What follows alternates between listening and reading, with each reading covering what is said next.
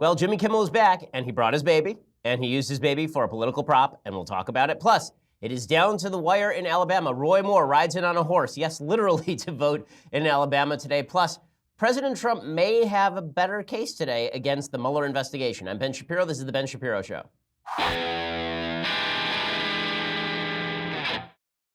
So I was just remarking to Mathis before the program that all of life should now be scored to yakety sax from Benny Hill because everything is ridiculous, and it gets more and more ridiculous each and every day. We're going to talk at length about Jimmy Kimmel, who brought his baby again to use as a political prop again. I hate this again so much. Again. I will discuss all of it. I'm going to break it down for you. No, not yet.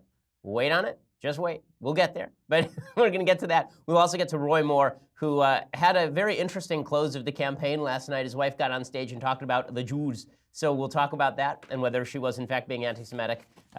Not really. But first, I want to say thank you to our sponsors over at Boll & Branch. So, as I've said before, sleep and I are not friends. However, Boll & Branch is helping to cure that problem because Boll & Branch sheets, they are the best sheets. I sleep better at home than I do at a hotel, not just because I'm at home, but also because the sheets on my bed are of top-notch quality. Boll & Branch sheets are breathable. They are crafted from 100% organic cotton. That means they not only feel incredible, they also look terrific. They are sold exclusively online, so you don't pay that expensive retail markup. Half the price, twice the quality. And you can try them for 30 nights and see for yourself. If you're not impressed, you can return them for a full refund. Anyone who sleeps on these sheets loves them. That is why they have thousands of 5-star reviews. I am among the people who review this with 5 stars. Really, the sheets are terrific. Go to bollandbranch.com today. You'll get $50 off your first set of sheets plus free shipping when you use promo code BEN. Bollandbranch.com, B-O-L-L, and branch.com. Promo code BEN. You get $50 off your first set of sheets plus free shipping. Again, bollandbranch.com, promo code BEN. Check it out, and you'll be sleeping better by tomorrow. Okay, so we begin with Jimmy Kimmel. So Jimmy Kimmel trotted out his child again last night, and I hate this more than I can tell you when people do this. Okay, I can safely say, because it has been scientifically verified, that I have the 2 cutest children on planet Earth. In fact, I have a child of 3.5 years, a girl of 3.5 years old, who is so cute that last night she actually started doing lines from the room. And no, I'm not kidding. She is amazing. But she also happened to have a heart condition. She had an open heart surgery that was performed at the same hospital by the same doctor as Jimmy Kimmel's son. And yet I do not routinely trot out my daughter's story whenever I talk about healthcare. When I'm talking about Obamacare policy, I don't say, and I know about this because my daughter had her chest cut open because they had to fix an ASD, a hole in her heart. I don't do that because it's stupid. I don't do that because I don't think that there's virtue in victimhood. I don't think that just because something bad happened to you in life, that means that now you know more about that thing than anyone else. I think that this reference to personal experience when it comes to policy matters is actually the end of policy, because the reality is it's a very watered down form of identity politics. The reality is that politics is based on the idea that I can talk about ideas and you can talk about ideas because we can sympathize with one another, because we can think what it would be like to walk in one another's shoes without actually having walked in those shoes. If talk about healthcare is restricted to only those who have used the healthcare system, if talk about financial systems is restricted to only those who have worked in the financial system, then pretty quickly we are going to come to the end of politics. We can all have opinions on matters of public policy, specifically because we have the capacity as independent human beings to think about what all of these things mean for us and for others. Right? The way that politics is done is by shaping policy around what we would think it would be like to be another person. We don't actually have to have experienced that thing. Right? You don't have to have actually experienced the Holocaust in order to think the Holocaust was bad. You don't actually have to have experienced homophobia in order to think homophobia is bad. You don't have to have experienced racism in order to think that racism is bad. Right? All of these things we can think about and come to moral conclusions about without actually having personally experienced them. This is one of the reasons why I really dislike what Jimmy Kimmel does whenever he brings out his child to talk about healthcare policy. So here's his unsuspecting kid. His unsuspecting kid had a second surgery last week. I guess he has one more when he's age 6, and then he is done for life. We can hope and pray. So Kimmel brings out his kid to talk about the Children's Health Insurance Program. So Children's Health Insurance Program is basically a supplemental health insurance program for kids who are poor and parents who cannot take care of those kids properly, medically speaking. It was sponsored originally by Orrin Hatch, Republican from Utah, in the Senate in 1997. Republicans have been continuously funding it ever since, so have Democrats. And now there's a bit of a holdup in terms of final funding for the CHIP program. But that is not because Republicans are uncaring or unfeeling. Yet that is what Kimmel says. So Kimmel brings out his kid to talk about Chip. What does his kid have to do with Chip? The answer is nothing. His kid has nothing to do with Chip. Right? His kid is not on Chip. Right? The fact is that Jimmy Kimmel is a very, very wealthy man. He has health insurance, I am sure, through ABC. But Jimmy Kimmel brings out his child and he starts talking about Chip because for some reason the experience of his child connects with Chip in some way. Like, you don't have to show me a sick child in order for you to make the case for Chip, whether it's good public policy or bad public policy, but that's just what Jimmy Kimmel does. So here is Jimmy Kimmel jumping right in and talking about why his son's surgery links up to healthcare policy for poor people who are not him or something. CHIP is the Children's Health Insurance Program. It covers around 9 million American kids whose parents make too much money to qualify for Medicaid but don't have access to coverage, affordable coverage for their jobs, which means it almost certainly covers children you know. About 1 in 8 children are covered only by CHIP, and it's not controversial. It's not a partisan thing. In fact, the last time funding for CHIP was authorized was in 2015. It passed with a vote of 392 to 337 in the House and 92 to 8 in the Senate. Overwhelmingly, Democrats and Republicans supported it until now. Now CHIP has become a bargaining chip. It's on the back burner while they work out their new tax plans, which means parents of children with cancer and diabetes and heart problems are about to get letters saying their coverage could be cut off next month. Merry Christmas, right? Oh, those evil Republicans, Merry Christmas. And then he goes on and he talks about how tax cuts are the real problem with this, right? He says they let this money expire while they work on getting tax cut for their millionaire and billionaire donors. And so this is the shtick that Jimmy Kimmel is pushing right now. By the way, the so-called tax cuts for the millionaire and billionaire donors, okay, we talked yesterday about how the Senate botched the bill. If you make over $615,000 and you're self-employed and you have like a kid, there's a good shot you're actually going to pay more in taxes than you will make in money above a certain amount of money if you live in a high-tax state like California or New Jersey. But Jimmy Kimmel doesn't know what he's talking about. And this is the problem, right? Everyone is sitting here, and the visuals matter. So you're sitting here, and you are watching his very cute child. And that is a very cute child, right? It's an adorable kid. And you feel terrible for that adorable kid. As well you should, right? I know. I've been in this situation. I know what it's like to have an adorable child who's had to be cut open. I get it, okay? But what he is saying is pure nonsense here, okay? What he is saying is not factually correct. Okay, the House passed legislation last month to fund CHIP for 5 more years. Democrats opposed it.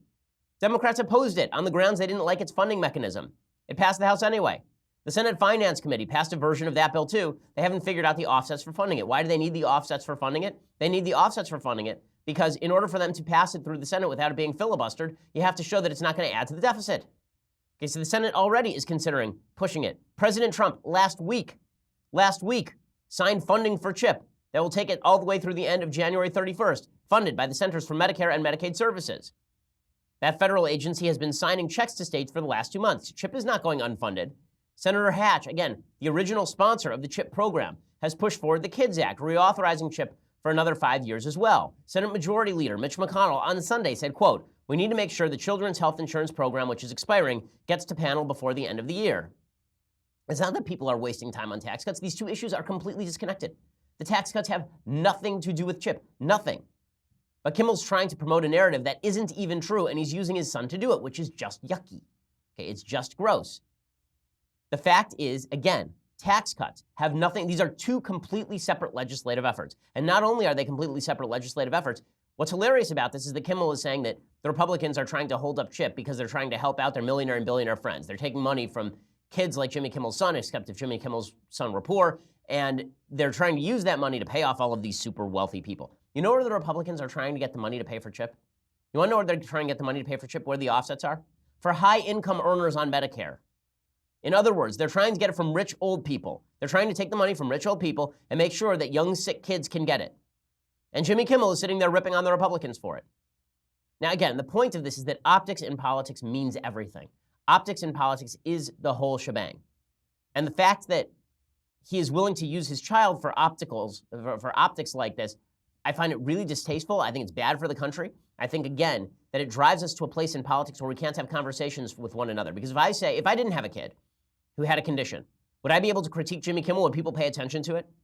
Or if I were just another conservative commentator If our Avik Roy, right, who's not even particularly conservative on all things healthcare, let's say our Avik Roy, and I don't know, I don't think Avik has had a kid with a condition like this, but let's say that you're a full-on expert in healthcare. This is what you did full-time, right? You worked over at Cato Institute or at Heritage Foundation, and this is what you did full-time, but you don't have a sick kid. We're not going to pay as much attention to you as we do to Jimmy Kimmel because Jimmy Kimmel has a child who's playing with his thumb while he talks.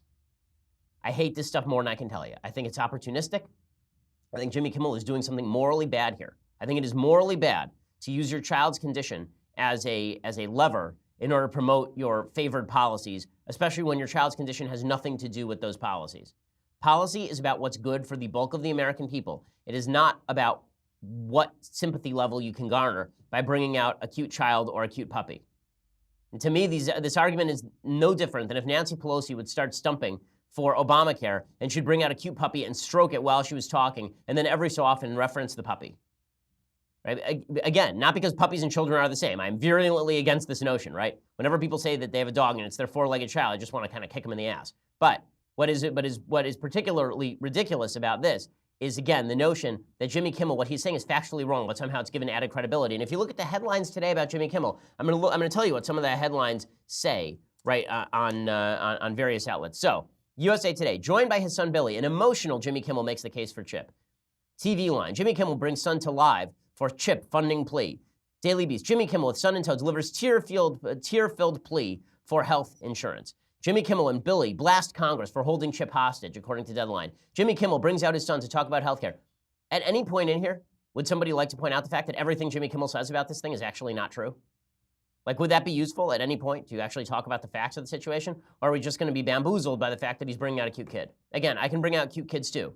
I'm not sure it would make the show more visually interesting if I were to have my son and daughter on my knees while I did it. I just don't think that it would add to the political points I'm making very much, and I think it would be a cheap political trick. We have known for years that politicians kissing babies is a cheap political trick. It is no less cheap when a late-night host brings out his own baby in order to push a message that has nothing to do with reality. Okay, so meanwhile, today is the big day in Alabama. Voters are heading to the polls to choose between a pro-abortion fanatic, Doug Jones, and an alleged child molester, Roy Moore. So all the best of America on display in Alabama today. Roy Moore apparently rode up to the polls on a horse because we just have to signal that cowboy and vest and cowboy hat. I really want someone to go back and score in the score from Gunfight at the OK Corral with Kirk Douglas. I think it'd just be great. OK Corral. Like, we may as well just go full on here. And the closing pitch for Moore was interesting, to say the least. Steve Bannon made the closing pitch for Roy Moore. He ripped into Joe Scarborough. He mocked Joe Scarborough's college education. He apparently said that he got into better schools than Joe could have, Georgetown and Harvard. There's only one problem with this line of attack. Joe Scarborough went to, wait for it, University of Alabama. Yeah, so that I love Steve Bannon jet-setting in from Los Angeles, like the schmuck he is. Jet-setting in from Los Angeles. Outsiders cannot have any impact on this race. Steve Bannon from Harvard Business School and Los Angeles and Goldman Sachs. And Joe Scarborough can't talk. Listen, I'm not a huge Joe Scarborough fan. I've hit Joe on this program a number of times, but Joe went to the University of Alabama, dude. And then another speaker at the Moore event told a story that was supposed to show how moral Roy Moore was. It was weird. It was weird. And he took us to this place, which turned out to be a brothel. We walked inside. I could tell you what I saw, but I don't want to. It was clear to us what kind of place it was. And Roy turned to me in less time than it took for someone to come up to us. And there were certainly pretty girls, and they were girls. They were young. Some were probably very young. I don't know. I don't remember that. I wasn't there long enough. Roy said to me, "We shouldn't be here. I'm leaving." Or words to that effect. In fact, I think those were his exact words. And I said, "Roy, I'm with you." I said, "What do we do with the other guy?" And he said, "Well, if he stays on his own." So we went up to him and we said, "Hey, let's get out of here. We're going back." Okay, so the story is, you can't hear it because the echo's pretty bad here. One of Roy Moore's old Vietnam buddies says that when they were in Vietnam together, they somehow stumbled into a brothel. There were a bunch of underage girls there, and Roy Moore said, "Let's get out of here." And this is the exonerating tale for Roy Moore. First of all, I would just say that I wasn't in Vietnam, so I don't know how often you just sort of stumble into a brothel. But beyond that, weird story. weird story. And then it got weirder. So I'm going to play you audio of Roy Moore's wife, who is trying to rebut allegations that Moore is anti-Semitic. I'm not sure who made the allegations that Moore is anti-Semitic, because I haven't seen a lot of rationale for that allegation. The only anti-Semitic thing I saw in this Alabama race was the attempt by somebody who was allied with Moore, I guess, to put out robocalls suggesting that there was a Jewish Washington Post reporter, Bernie Bernstein, who was calling around and trying to pay people to tell tales about Roy Moore. That was pretty bad. But I'm going to play you another weird piece of audio. We basically entered the twilight zone in this race, and thankfully it's going to come to an end. By tonight, we'll find out whether Moore is a senator or whether he's not. First, I want to say thank you to our sponsors over at Legacy Box. So, the holidays are upon you. If you want to get a fantastic gift for your parents, like this one makes a great gift for you and your parents. Legacy Box is this. So what Legacy Box does is it preserves your memory. Basically, you load Legacy Box with your old tapes, film, pictures, audio recordings, and you send it to them. They will get them back to you in a couple of weeks on DVD or a convenient thumb drive. So all of those films that are out there in the garage just moldering and rotting, all of those VHS tapes that you're never going to be able to use because you don't have VHS player anymore. You send those all into Legacy Box. They send it back to you on a DVD or on a thumb drive. You don't have to worry about getting those waterlogged boxes out of the house if some sort of natural disaster occurs or if you're moving. Instead, you just grab your thumb drive and you're ready to go. It makes all of those memories accessible. It means you're going to watch them more often. It means you're going to enjoy them more often. It is a fantastic gift for Christmas, particularly. Legacy Box takes care of everything, and they provide updates at every step of the process. Over 250,000 families have used them. For a limited time, go to legacybox.com/Ben, and you get 40% discount on your order. That's legacybox.com/Ben, legacybox.com/Ben. Again, I think this makes a fantastic gift. One of the things I've said over and over again is that preserving those memories is one of the more important things you can do in life, because your brain is not going to retain all of that. But you being able to go back and look at the tape, you being able to go back and enjoy what it was like with your parents 30 years ago is an amazing, amazing experience. LegacyBox.com makes that real. Go to legacybox.com/Ben, get 40% discount on your order. Remember to use the /Ben so they know that we sent you. Okay, so this was the clip that had the media agog last night. Roy Moore's wife, Kayla, she was trying to rebut allegations that Roy Moore was an anti-Semite. Again,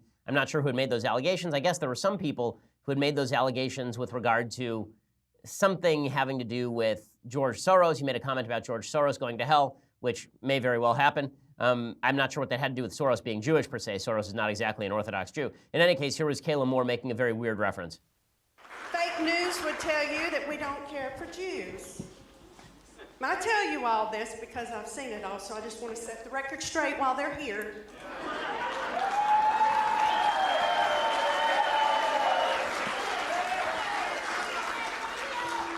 One of our attorneys is a Jew.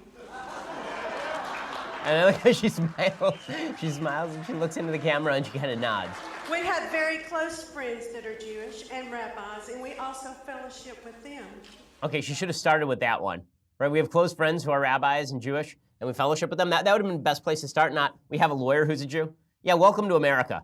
Okay, everyone has a lawyer who's a Jew, or an accountant, or a doctor, right? It turns out, like, not a particularly strong defense there, but this entire race has been weird. Doesn't mean they're anti-Semitic. No, everybody who's going off on that last night on Twitter, you're just being silly.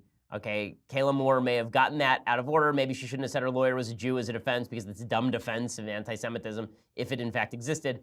But putting all of that aside, no, I don't think that there's a lot of proof that Moore is anti-Semitic. I think there are plenty of other reasons not to vote for Roy Moore, among them credible allegations of child molestation. But now we are down to the wire in Alabama. President Trump is really ramping up his support for Roy Moore. He's attempting to get Roy Moore over the finish line. If Roy Moore were to lose after Trump has signed off on this, it would be pretty devastating to Trump. Particularly, it would show that he doesn't have a lot of coattails. It would show that he probably should have stayed out of it in the first place. Like, this was actually a safe position for him. If he had just stayed out of it, there's a good case to be made that he is safest politically. Like, Trump is safest politically if he stays out of this. Now, if Roy Moore wins, then Trump gets to own Roy Moore. So I'm not sure that's much of a booby prize. I mean, what a parting gift that is, right? You win, and now you are stapled to the guy who's probably going to be put up before a Senate Ethics Committee investigation for possible child molestation when he was a younger man.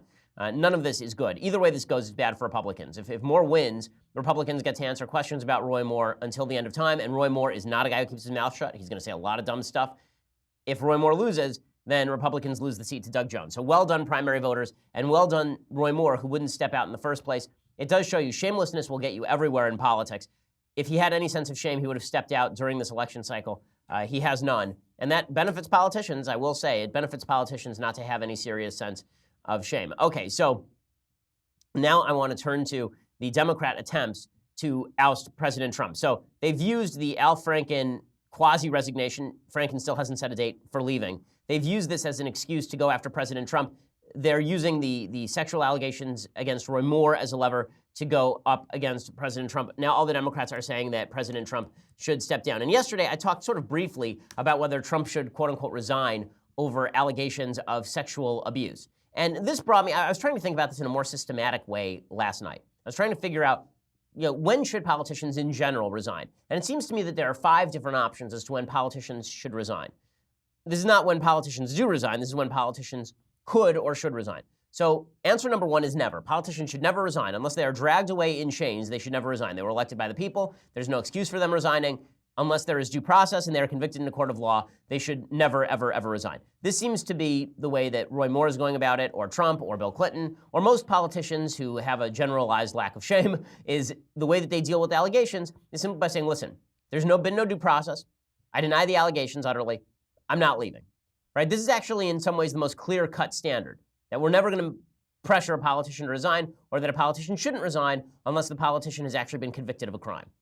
And this makes a certain amount of sense, but it means that you're going to have to say to Democrats it's okay for Bob Menendez to sit in the Senate in the same way it's fine for Roy Moore to sit in the Senate. Okay, option number 2 is you're only supposed to resign when you're about to be convicted of something. So we're in the final stages. There's been a criminal prosecution. Bob Menendez is on trial. Is he going to be convicted or not? He should resign now because it's not good for convicted felons to be sitting in the United States Senate even for 5 minutes. That is standard number 2. So in this case, Roy Moore, there's been no prosecution against him. He's not about to be convicted of anything. It's sort of the Richard Nixon strategy. He's about to be impeached or convicted. So now it's time for him to step down. That's standard number 2. And again, relatively clear-cut standard, but most politicians are not going to hold by it. Number 3 is before an election. So bad allegations come out before an election. Should the politician step down? Typically, politicians have. The reason the politicians typically have is because politicians don't want to sully their party with the allegations. But again, if you have no shame, then you stick around. So that's standard number 3. Before an election, you step down because you don't want to force the voters to choose between somebody about whom there are credible allegations of bad behavior and somebody who does not have those allegations but whom you disagree with. You want to avoid the Moore-Jones race. Moore should have stepped down earlier in this race. Option number 4 is when new information arises about something horrible you did post-elections. This is the Al Franken scenario. So nobody knew about this stuff that Al Franken did before the election when he was elected in 2010. Or 2012 rather. And when Al Franken, Franken was 2010, I believe. So yeah, when he was first elected in that special election, these allegations were not out. The allegations came out afterward. New information means he should reevaluate himself and he should resign. And then finally, there's the only standard by which Democrats could credibly argue that Trump should step down, and that is when he's done something horrible at all. So we find out that 30 years ago, we knew that 30 years ago you did really bad stuff, and we knew that during the election cycle, but now we're going to call on you to resign. The reason I'm making these distinctions is because I was trying last night to figure out what's the difference between Al Franken and Trump. Now, the easy answer is there is no difference between Al Franken and Trump, but I don't think that's exactly correct. There may be very little difference in the allegations, but there is a difference in the timing. All of the allegations about Trump came out before November. Trump was then greenlit by the American people. Now, could there be an impeachment over this sort of activity? Sure, you could have an impeachment over anything. It's a political crime. But the idea that you're going to treat pressure to push Trump to resign in the same way you treat Franken is weird, considering that the American people knew about every single allegation that's currently being aired about Trump before the election cycle, and they greenlit him. That's a different thing than Franken resigning, because none of his voters knew about any of these allegations when they greenlit him. New evidence means that Franken could step down and spare his party the heartache of running for re-election. We already know what Trump is. We already know what the allegations against Trump were. So lumping in Trump and Franken together, I think, is logically incorrect. So before I go any further here, I first want to say thank you to our sponsors over at MVMT. So I can attest to the quality of MVMT watches. First of all, they look great. So here is my new MVMT watch. It is just a spectacular looking watch. Looks like a $300, $400 watch. This thing was like $130, $140. That's the general price range for movement watches. They run anywhere from $95. They're so good that I just bought 2 for the holidays. I bought one for my wife. I bought one for my mom. So I hope my mom does not listen to the show because it's a surprise. But MVMT watches are high quality. They look really good. My wife likes it. Likes the watch. This is her second MVMT watch. She liked the first one so much that I'm getting her a second one because they're so nice. MVMT watches again start at $95. They'd be much more expensive at a department store because they've cut out the middleman. They're classic design, quality construction. They're really minimalist. They're really clean looking. I love them. They're very they're very durable as well. As I've told you, my son beats the living snot out of this watch, and it looks just as good as the day that I bought it. It really is an amazing watch. I was devastated when we lost the watch for about 2 weeks and I couldn't find it. It turned out my son liked it so much he stuffed it in his car seat. This is the second MVMT watch he has stuffed in his car seat and I couldn't find for a week. So he also likes MVMT watches. Everyone does. They're making gift giving even easier. When you go to mvmt.com/Shapiro, you can buy any watch starting at $95 and get a free strap, all placed in an elegant gift box, ready to give. Shipping is free. So go to mvmt.com/Shapiro. Make sure you use the /Shapiro so you can get that special deal. Again, you get a free strap, all placed in an elegant gift box. If somebody doesn't like it, returns are free, but you won't need it because they really look good. mvmt.com/Shapiro. Remember to use that /Shapiro so that they know that we sent you, and you get that free strap and the elegant gift box as well. mvmt.com/Shapiro. Go check it out. Okay, so meanwhile, the Democrats have turned to the sexual harassment allegations with regard to President Trump, specifically because they are, I think, trying to move away from the allegations with regard to Russia. Those are panning out into nothing. I mean, those have really turned into just a big nothing. Victor Davis Hanson has a very good piece over at National Review. Now, Hanson is much more of a supporter of President Trump's than I am, obviously, but he has a very good rundown about all of the problems with Special Counsel Mueller's investigation. He talks about all of the various members of the investigation who have been in weird positions. He starts with the James Comey, subordinate deputy director of the FBI, Andrew McCabe. He ran the Washington, D.C. office that was involved in the Clinton email investigations. He did not recuse himself from the email investigations until 1 week before the presidential election, even though his wife was running for a Democrat Senate seat in Virginia and had received a huge donation of almost $700,000 from the Clinton organization, basically. And then it turns out that at least 6 of Mueller's staff of 15 lawyers had given to Hillary Clinton. Okay, that's not dispositive. A lot of people did give money to Hillary Clinton. But then there's Peter Strzok, right, an FBI investigator assigned to the Mueller investigation of Russian collusion. According to Victor Davis Hanson, Strzok and Lisa Page, a consulting FBI lawyer, were for some reason relieved from the investigation of Trump in late summer 2017. Mueller's office refused to explain the departure of either, other than to let the media assume that the departures were unrelated and due to normal revolving or transient appointments. Okay, and then we learned that they were having an extramarital affair and had been sending anti-Trump text messages. And then we found out that Andrew Weissman, who's another veteran prosecutor who's been assigned to Mueller's legal team, praised Sally Yates. You remember Sally Yates? She was the administration holdover, the Obama holdover from the DOJ, who'd broken her oath of office and refused to carry out Trump's immigration order. And Andrew Weissman, who's been working on the Mueller legal team, he wrote to Sally Yates, "I am so proud and in awe." And that came out. And then we found out another attorney on the Mueller staff, Jeannie Rhee, was at one time the personal attorney for Ben Rhodes, the fiction writer turned Obama national security advisor, who's a garbage heap of a human being when it comes to his policy and his political opinions. And then it turns out, so I mean, the list goes on, that a senior Justice Department official, Bruce Orr, connected with various ongoing investigations under the aegis of the Justice Department and was reassigned for his contact with the opposition research firm responsible for the Clinton-funded anti-Trump dossier, which in theory could have been the catalyst for the original investigation of collusion by the FBI. It turns out that his wife, Nellie Orr, whose experience is Russian politics and history, actually worked for Fusion GPS during the 2016 campaign. Her husband was working, apparently, on the Russia investigation.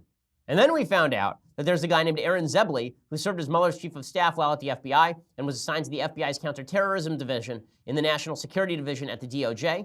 And he served as assistant U.S. attorney in the National Security and Terrorism Unit in Virginia. But he represented a guy named Justin Cooper, who was the IT staffer who set up Hillary's illegal and unsecure server at her home. So basically, half the people who are involved in the Mueller investigation have been compromised in some way or another by connections with Hillary Clinton or opposition to President Trump. This is bad stuff, right? This is bad stuff, and it's one of the reasons why President Trump is now being rumored to be thinking of opening up a special counsel investigation into the special counsel investigation. That's how far we've gone. So we are now at the point where it's like Dr. Seuss, the places you'll go. There's a bee watcher, and then he's not doing his job. So you have the bee watcher who watches the bee watcher. But it turns out he's lazy too. So you have the bee watcher until the entire town of Hotch Hotch is on bee watcher and watch. Right? That's basically what we're going to have. Special investigations of the special investigator all the way down the line, turtles all the way down. Very exciting stuff. I can't believe that Mueller botched the investigation this badly. Or maybe I can. But that's the reason why Democrats are now turning to the sexual accusations about President Trump. The reason that they are doing so is because obviously they think that the Russia investigation is beginning to fall apart. It's the reason why Kirsten Gillibrand is going after Trump. Trump, by the way, fighting back against Kirsten Gillibrand today.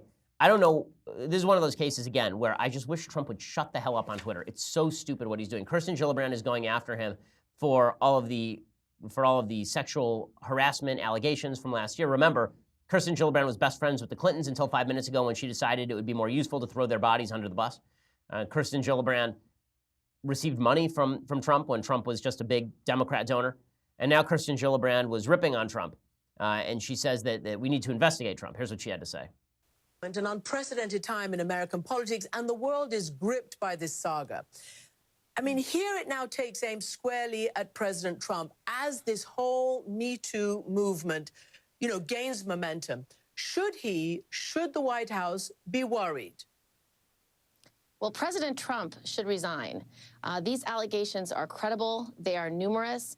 I've heard these women's testimony, and many of them are heartbreaking. And President Trump should resign his position.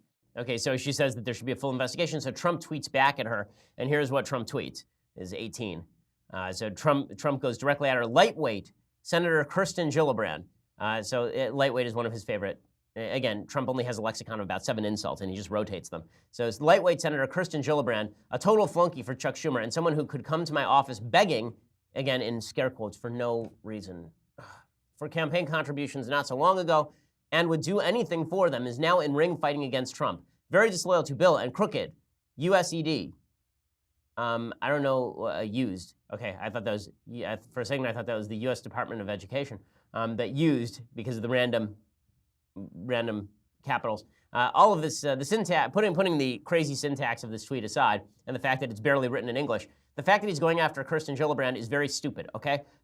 The reason that it's stupid is because why would you possibly raise her profile this way? Kirsten Gillibrand wants to run for president in 2020. This is an in-kind contribution to Senator Kirsten Gillibrand. She could not hope for better. She, of course, comes out and strikes back at Trump and suggests that President Trump is bullying her. And then this is what drives me nuts. The entire media suggests that Trump sexually harassed Kirsten Gillibrand in this tweet. Guys, that's not what sexual harassment means. Being mean to a woman online is not sexual harassment. Sexual harassment is acting in a sexually inappropriate way toward a woman. Saying that she's dumb or that she's corrupt, that is not a thing. President Trump says that about everyone. Like there are 5 people left in the United States he hasn't said that about. Most of them work for the administration.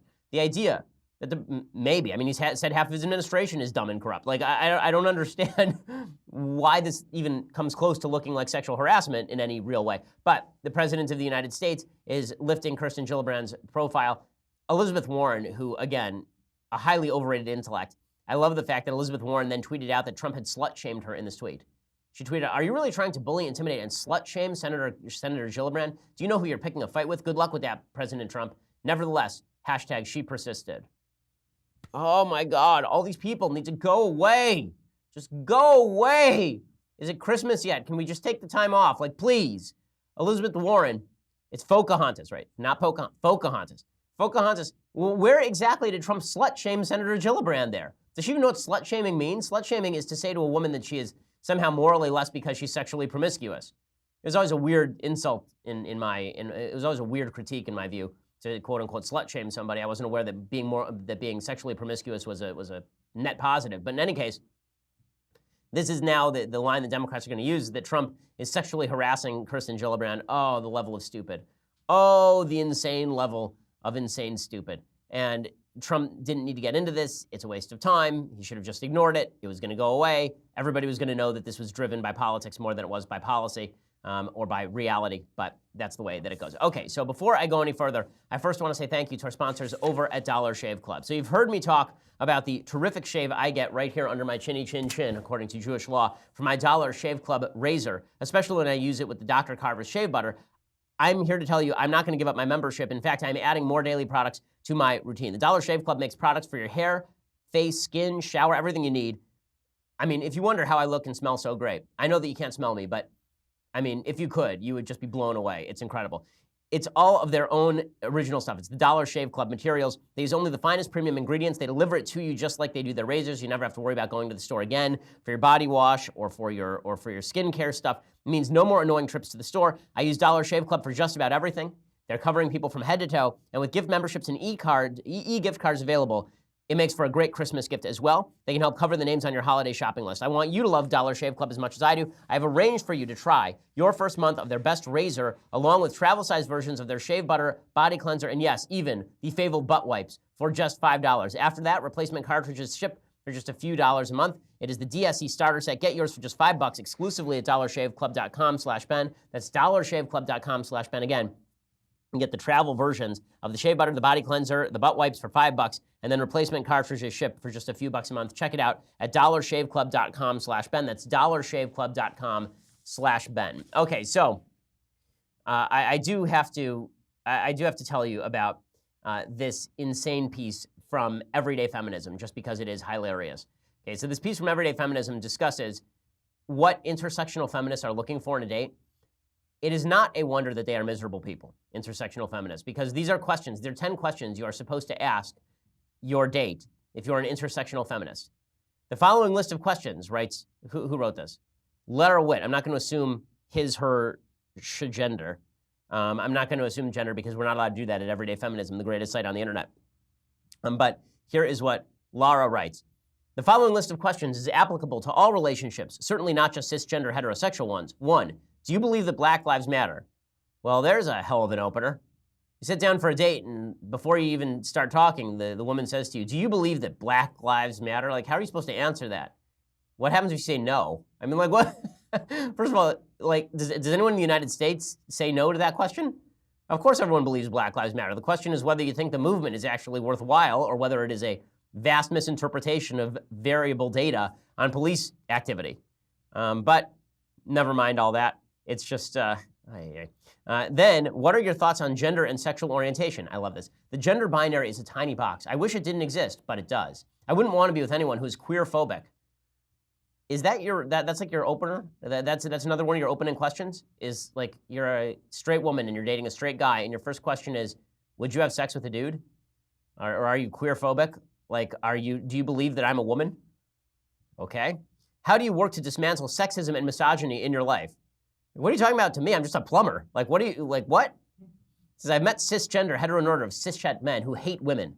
They say they love women, but that love is conditional on not having their toxic masculinity questioned or threatened in any way. And they love us as a monolith. They love what women have to offer, whether it's sex, food, love, care, emotional labor. They love us for what we can do for them, not because of who we are for ourselves. Well, I feel like this is sort of a weird arbitrary boundary that you're drawing here. It seems to me that what you are is very much related to what you do. So that's sort of a weird take on things. What are your thoughts on sex work? Like that, this is one of my favorites. What are your thoughts on sex work? Really, the intersectional feminists want you to ask your date what your thoughts are on prostitution. Hint to the ladies. If you say to a man, what are your thoughts on prostitution? The guy's like, love it, all for it. You shouldn't date him. It's going to go badly. But apparently this is a question to ask when you're dating because being pro-sex worker is a necessary pillar for dismantling the patriarchy. There's nothing that dismantles the patriarchy like making it more available for scummy men to have sex for money. Nothing dismantles the patriarchy just like that, which is why when you watch old Westerns, everyone goes to the whorehouse because they're all trying to dismantle the patriarchy. It's a thing. Are you a supporter of the BDS movement? Perfectly. I love this. I love this. It's just great that on your first date, you should ask whether you hate Jews and want to divest from Israel. What is your understanding of settler colonialism and indigenous rights? Wow. Do you think capitalism is exploitative? First of all, I would say yes to that question just so that I could avoid actually having to pay for dinner. I would say capitalism is exploitative, so let's break the check. Can any human be illegal? Do you support Muslim Americans and non-Muslim people from Islamic countries? And does your allyship include disabled folks? If a woman asks you any of these questions, run as fast as you possibly can because that's horrifying. That'll be the worst marriage ever, but I guess marriage is cishet anyway, so who cares? All right, so before we go any further here, and there's much more to come, I first have to say that you need to go over and subscribe. So that's what I'm gonna say right now. So $9.99 a month will get you a subscription to dailywire.com. And today's a good day to get that subscription. Why? Because you can be part of our 4th episode of The Conversation. It is coming up today, 5 p.m. Eastern, 2 p.m. Pacific, featuring your favorite person ever, your favorite president ever, Donald Trump, no, favorite person ever, me. Subscribe today to be a part of the conversation and ask me questions, and I will mock you, or I will answer them, or I will mock you and then answer them, or answer them and then mock you. You just never know. That's the fun part of it. My conversation will stream live on the Ben Shapiro Facebook page and the Daily Wire YouTube channel. It'll be free for everyone to watch. Only subscribers can ask the questions. If you want to ask questions, go to our website, Daily Wire, head over to the conversation page and watch the live stream. You can start typing into the Daily Wire chat box. I will answer questions as they come in for an entire hour. Once again, subscribe to get your questions answered by me, Ben Shapiro, today, 5 p.m. Eastern, 2 p.m. Pacific, and join the conversation. You get that for $9.99 a month. Also, you can be part of the mailbag on Friday, $9.99 a month. You can be part of Andrew Klavan's mailbag and Michael Knowles' mailbag, and you can watch the rest of their show live on video. All of that for $9.99 a month. Your annual subscription comes along with this, the very greatest in all vessels for beverage. The Leftist Tears hot or cold tumbler, world famous, often imitated, never duplicated.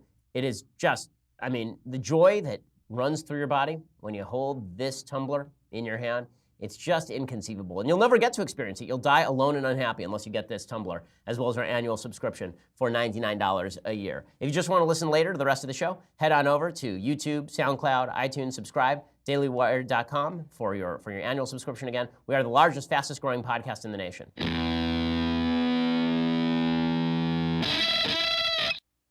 Okay, so I'm going to go right to some things I like and some things that I hate. So things I like, I want to start with some Beethoven. So I said yesterday I'd read a Beethoven biography over the weekend, really enjoyed the biography, and now I want to play for you a little bit of Beethoven music that you may not know. It's sort of off the beaten track a little bit. So the only ones that everybody knows are his Fifth Symphony and his Ninth Symphony. Some people know the Sixth Symphony from Fantasia, but there's a lot of Beethoven music that people have missed because they just don't follow it that closely.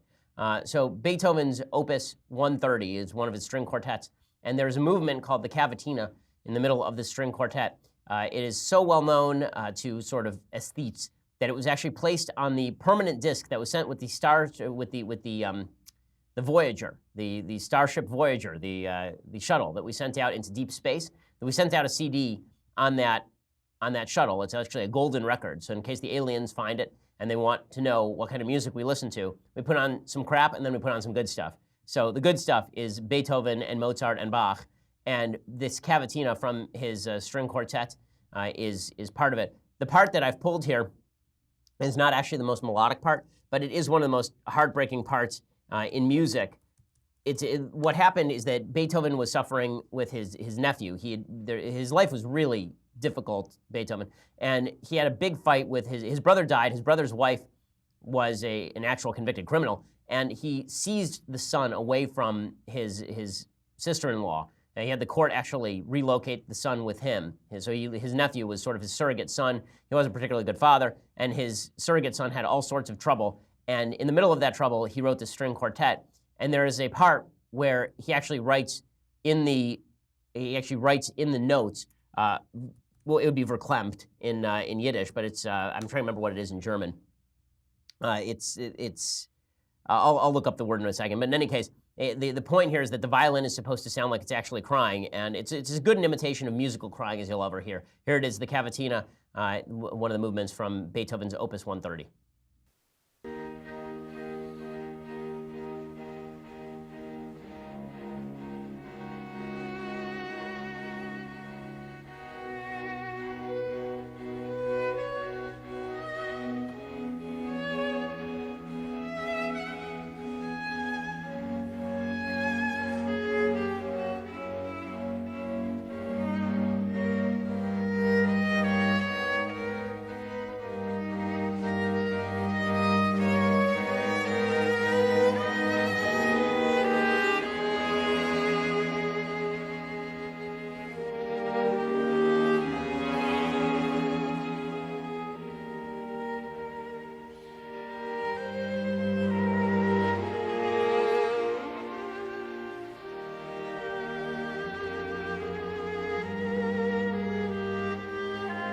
So then it goes back into the regular theme. You should listen to the entire movement. It really is beautiful.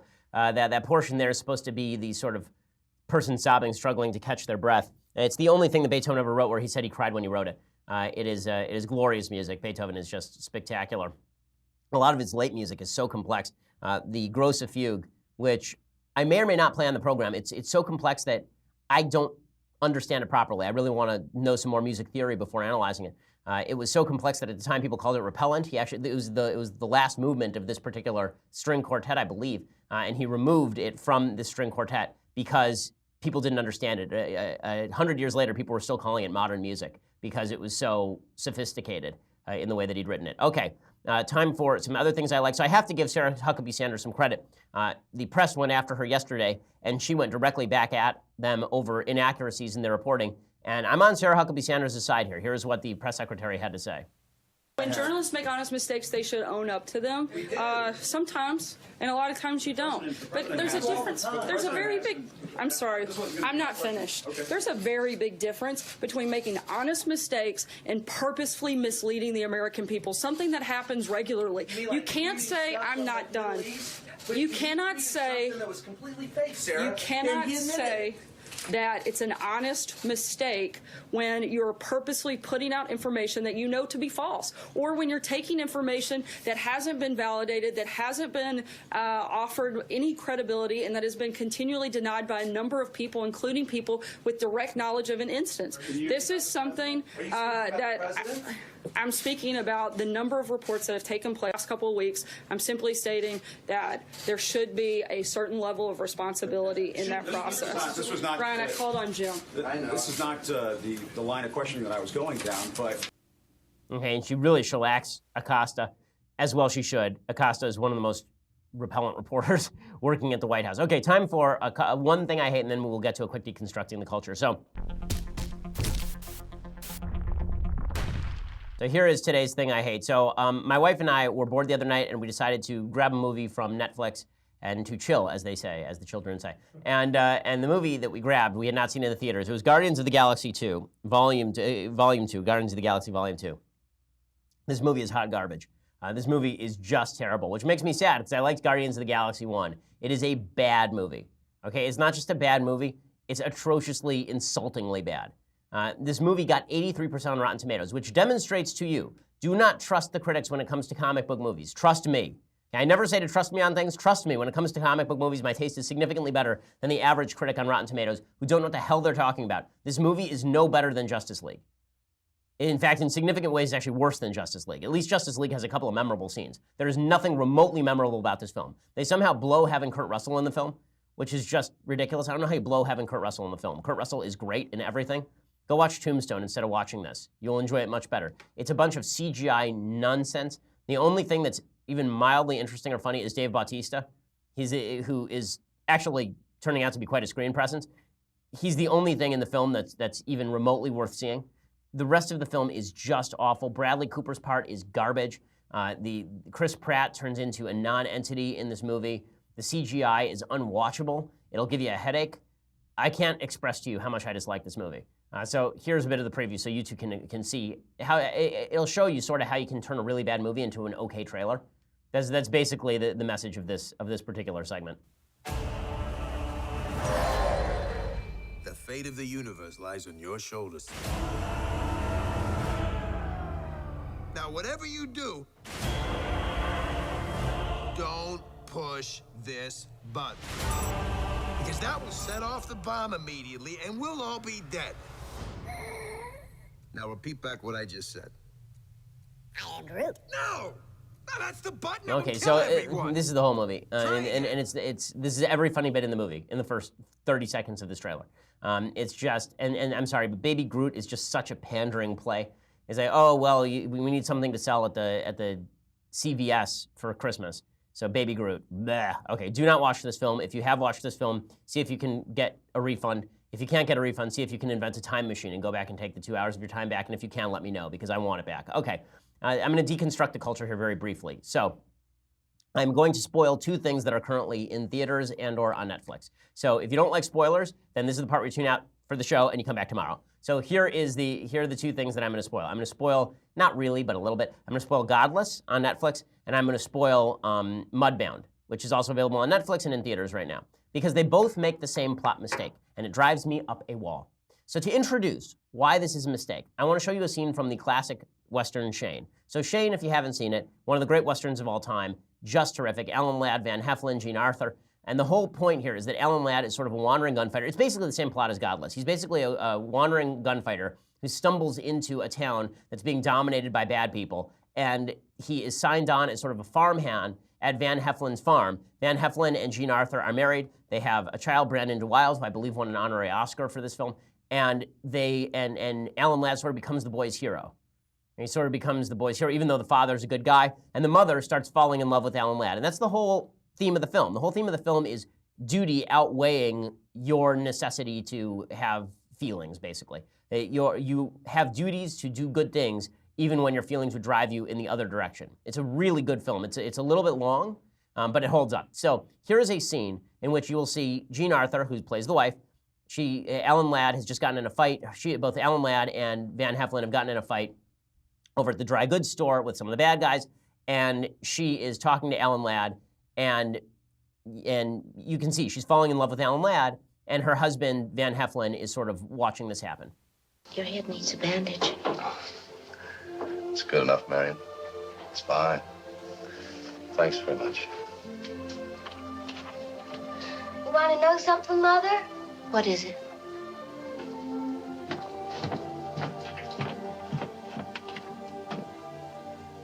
What is it, Joey? Mother, I just love Shane. Do you?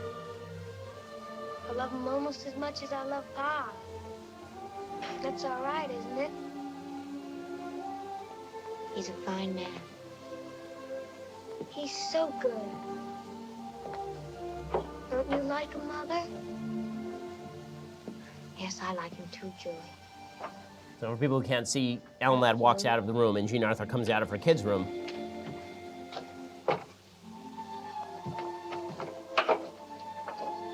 And she opens the door, and she's looking out after Shane. And then Van Heflin, her husband, opens the door. The bedroom door. Joe. Hold me. Don't say anything, just hold me. Okay, so this is called subtlety. Okay, this is a thing that has completely now lacked in movies. It's so good, right? I mean, it's so good. And the subtlety of it, right? You know that she has a thing for Alan Ladd. You know Alan Ladd has a thing for her, and that he's walking out because he wants to preserve the family and protect the family. The reason he leaves at the end is because he wants to protect the family. He's already helped save the town. He's already helped clean the town, and now he has to leave. And the boy doesn't understand it. It's heartbreaking and it's wonderful at the same time. It's such a good film. Okay, now here's where I'm going to spoil a little thing about Godless. So in Godless, basically there's a town of women, and all the men in the town have died in a mining accident. This is all in the first 5 minutes of the show. And a character exactly like Alan Ladd comes to town, right? You don't know his background. You know that he was sort of a criminal, but he comes to town and he gets involved with Michelle Dockery, who you'll remember from Downton Abbey, and she also has a son. And in exactly the same way, I mean, it's exactly the same plot. Okay, it's a ripoff. And Roy comes in and he's training the kid. He's training the kid to ride a horse, and he's training the kid how to farm better and all this kind of stuff. And meanwhile, the mother is sort of falling in love with him. Now, she's not married, right? Michelle Dockery is not married, but it's pretty clear that there's another guy in the town who has a crush on her, and he's also a good guy, right? He's a sheriff who's going blind, and it turns out that he has known her for a while, and I won't spoil that part of it, but in any case, one of the things that ends up happening is that very much near the end of the show, she goes into the barn and they have sex. Okay, this is paralleled in this movie Mudbound. In the movie Mudbound, basically, as I talked about on the show, Carey Mulligan is a woman who's living with her husband in the down home south, and her husband is kind of a schlub. They have a couple of kids, and her husband's brother is the sort of romantic pilot figure who has PTSD. He comes back to town, and the two brothers go up against one another because one of them's racist and one of them isn't, basically. And near the end of that movie, she has sex with the brother. In both cases, let's just say that they end very similarly to Shane. Okay, in both cases, the people don't end up together, right? The people who have sex don't end up together. And the reason that this drives me up a wall is because both of those films would have been better with a little more subtlety. You actually end up destroying the character of the man by having him have sex with the woman in those films. But our modern society cannot take the idea of two people being in sexual tension without there being consummation.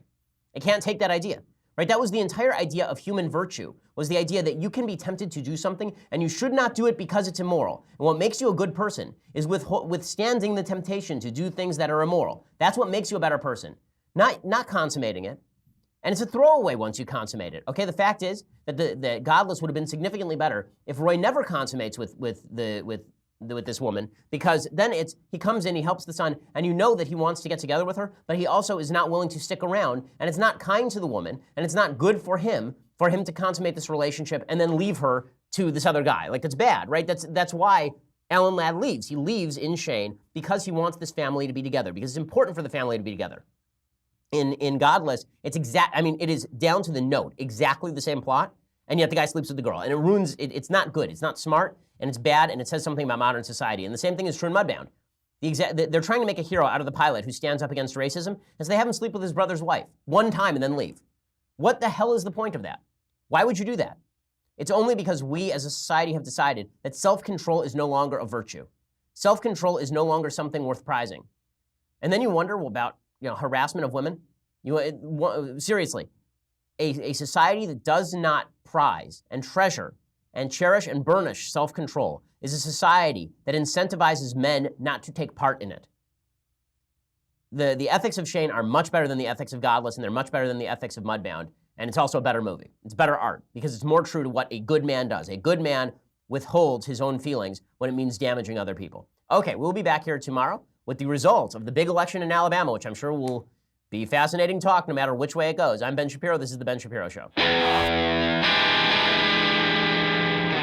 The Ben Shapiro Show is produced by Mathis Glover, executive producer Jeremy Boring, senior producer Jonathan Hay. Our technical producer is Austin Stevens, edited by Alex Zingaro. Audio is mixed by Mike Cormina. Hair and makeup is by Jesua Olvera. The Ben Shapiro Show is a Daily Wire Forward Publishing production. Copyright Forward Publishing 2017.